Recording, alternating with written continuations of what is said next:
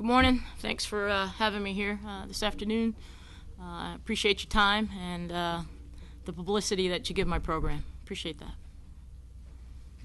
Tonya, are you satisfied with the 4-2 start? I know you'd rather be undefeated, but I mean, overall. I'm not satisfied, but looking back over the weekend, I think we can take some lessons from that and continue to move forward. You tried some new players this weekend. Can you talk a little bit about that? Gave some people some opportunities to get some court time and see the court a little bit and get a little bit more comfortable out there. And we had one that really shined in freshman Courtney Felinsky and playing the outside hitter position on Friday night, and I thought she did an outstanding job in her first start as a collegiate athlete. What's it like when there's a packed house and you have a full crowd? What does that do for the team? There's a big difference. This past weekend was about creating our own energy.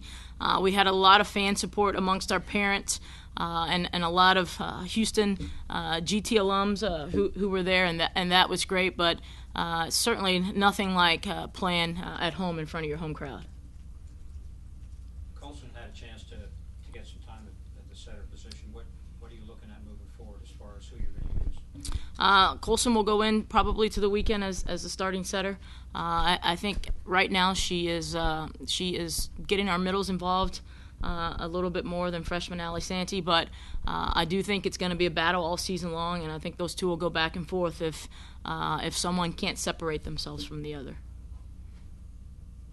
What do you feel like is Monique Mead's ceiling as a player? How good can she be? Mead can be as good as she wants to be. I think on a daily basis, I think that's a decision that she has to make in regards to how hard she's going to work and each year how she's going to improve, and she's certainly done that every year she's been in our program thus far.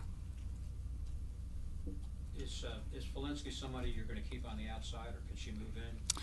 Well, we'll see. We can't let those Bulldogs have any of our secrets now, can we? We'll see. We'll see. You have a lot of first-time starters in their first look at the Georgia Tech match. Do you have to keep your emotions under control, kind of keep them level a little bit? Yeah, they don't understand the rivalry just yet. Actually, as a matter of fact, I just left practice, and we had GT alum and alums and head men's and women's tennis coach Brian Shelton and Kenny Thorne come and talk to them about the rivalry. I mean, they've played in it, they've coached in it. Who better to tell their story than two former players here? And so they kind of went through the whole shebang about what it felt like to be a part of it. For men's tennis, what it felt like beating Georgia for the first time this past season since 1988, I think, and just the rivalry of it and how healthy it is and how big of a rivalry it is, and it got the kids really pumped up. Coaches of the sport, like a lot of them, a lot of the players know each other. Yes, it is. Yes, it is. Volleyball is one of those sports that those kids they play in club tournaments together. So we're all under one roof at a convention center, and so they play against each other, see each other, and that's probably at least once or twice a month in the spring from January till June. How big of an impact on recruiting could this be with being an in-state rival? I think it's a huge impact on recruiting for the state of Georgia. I think that we have a good share of Georgia kids within our program, and Georgia does as well. And so I certainly think it impacts recruiting at a very, very high rate. What was your first memory experience with the Georgia Tech match? It was my first match as the head coach here, so obviously I was a bit overwhelmed, especially when I walked in the gym I usually come out 30 minutes before the match, and to walk out 30 minutes before the match in front of a packed house was just unbelievable to me. And I expect the same on Friday. What kind of impact do you think Beach or Sand Volleyball will have on the indoor game? I think it depends. I think for our sport, I think it could have a great impact. But sand volleyball is not for everybody. There are some people that can play in it and be successful in it, and there are others who don't do very well in it. And so. But I think in regards to what it does for women's athletics, I think it's going to certainly increase the awareness of our sport across the country. And I think once you get the outdoor players into the indoor game, I think it's going to make for better volleyball in regards to the ball control side of it.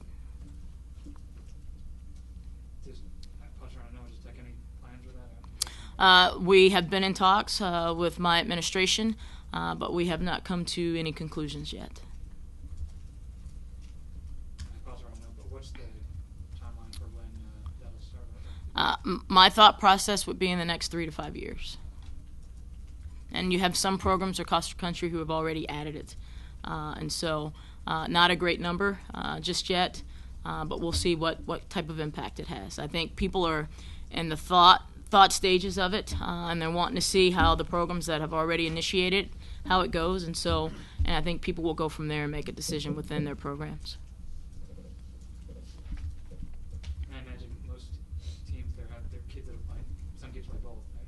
Some kids will play both, and I think that there's some legislation there that allows them to do the outdoor sport first and then come indoors. And so I think there's a lot of red tape there that we're still sorting through in regards to when they're allowed to play indoor and when they're allowed to play outdoor if they're an indoor person. I'm curious. You got 2 kids that are dogs are Mike Woodson, and it seems like I've noticed like there's a lot of, but some famous basketball coaches or players who have volleyball playing daughters. Have you noticed at all that you're winning more than some of the taller girls that took to volleyball over basketball than maybe has been in the past? I think you're starting to see a change in regards to the basketball-oriented student athlete who's starting to choose volleyball instead of basketball.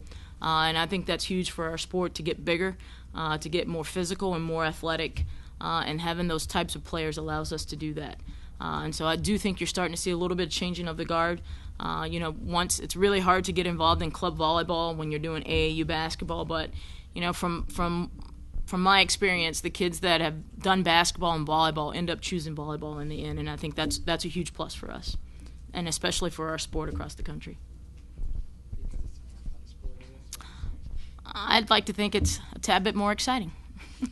Don't tell Coach Joe I said that.